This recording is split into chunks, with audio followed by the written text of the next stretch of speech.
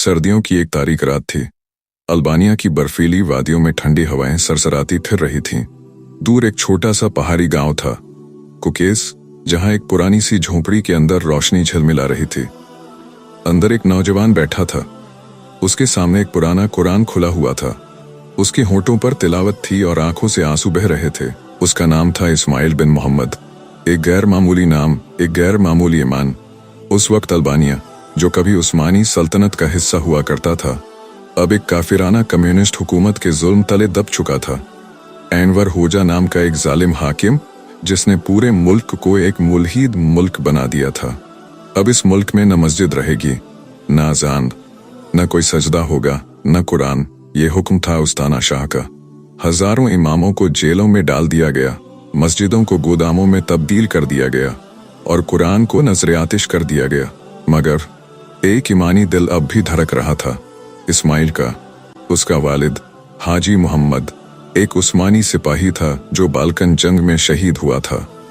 और माँ, वो हर रोज बेटे को यही दुआ देती, बेटा अगर सजदा जुर्म हो जाए तो शहादत को गले लगाना। वो वक्त आ गया। इस्माइल रातों को जंगल में जाकर छुपकर सजदे करता। पहाड़ों की तलहटी में एक पुरानी गुफा थी। वही उसका मस्जिद, वही उसका महराब, वही उसका मकबरा था। धीरे धीरे कुछ और लोग उससे जुड़ गए। बेकर, जो कभी सरकारी अस्पताल में था, अब लोगों का मुफ्त इलाज करता और तवज्जह से कुरान सीखता। फातिमा, जो पर्दा सिखाती, लड़कियों को नमाज पढ़ाती और इज्जत से जीने का हौसला देती। और फिर था मोहसिन, जो एक वक्त में मुल्हिद था, लेकिन इस्माइल के एक सजदे ने उसका दिल हिला दिया। उसने कलीमा पढ़ा और कहा, जिस रब को तुम अंधेरे में याद करते हो, मैं अब उसी के आगे झुकूंगा। चारों मिलकर उस गुफा में बैठते, तिलावत करते, तालीम देते और अल्लाह से दुआ करते, या रब, हम थोड़े हैं मगर तेरे लिए हैं इस्लाम को जिंदा रखना। एक दिन एक मुखबिर ने हुकूमत को खबर दे दी, कुकेस के जंगल में इस्लाम की रोशनी फिर से जल उठी है। रातों रात फौज भेजी गई। गुफा को घेर लिया गया।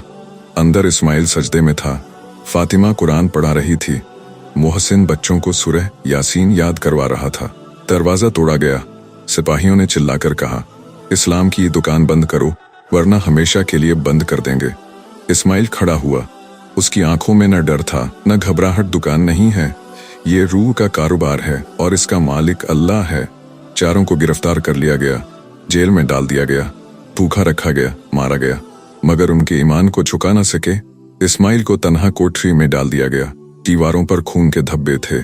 फर्श ठंडा पत्थर था, मगर वो सजदा करता रहा। एक सिपाही ने पूछा, क्यों नहीं छोड़ देते ये सब? तुम्हारा रब कहाँ है अब? इस्माइल मुस्कुराया और कहा, मेरा रब मेरे साथ है और तेरा डर मुझसे बहुत दूर। धीरे धीरे जेल के कैदी बदलने लगे। जो मुल्हिद थे अब नमाज पढ़ने लगे, जो गुस्से में रहते थे अब सब्र सीखने लगे। इस्माइल की तिलावत सुनकर एक बूढ़ा कैदी रो पड़ा। बोला, मैंने जिंदगी में पहली बार कुरान को अपने दिल में उतरते महसूस किया। इस्माइल बोला, ये कलाम रब है जो जिस्म नहीं रूह को रोशन करता है। एक सुबह जेलर आया और बोला, हुक्म आया है, तुम चारों को फांसी दी जाएगी। इस्माइल ने साथी मोहसिन की ओर देखा, फिर फातिमा और बेकर की ओर। सबने सिर्फ एक दूसरे की आंखों में देखा। एक बेआवाज कबूलियत थी। शहादत की तैयारी थी। 18 फरवरी 1951 की सर्द सुबह चारों को जेल से निकाला गया। हाथ बंधे थे मगर चेहरों पर नूर था। लोग खिड़कियों से देख रहे थे, कुछ दुआ कर रहे थे, कुछ कांप रहे थे।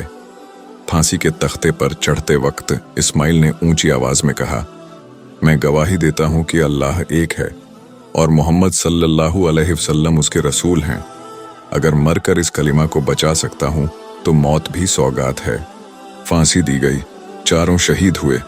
1991 में जब कम्युनिस्ट हुकूमत का खात्मा हुआ और इस्लाम को फिर से जिंदा किया गया, सबसे पहली मस्जिद जो दोबारा बनी वो उसी गुफा के ऊपर थी जहां इस्माइल सजदे किया करता था।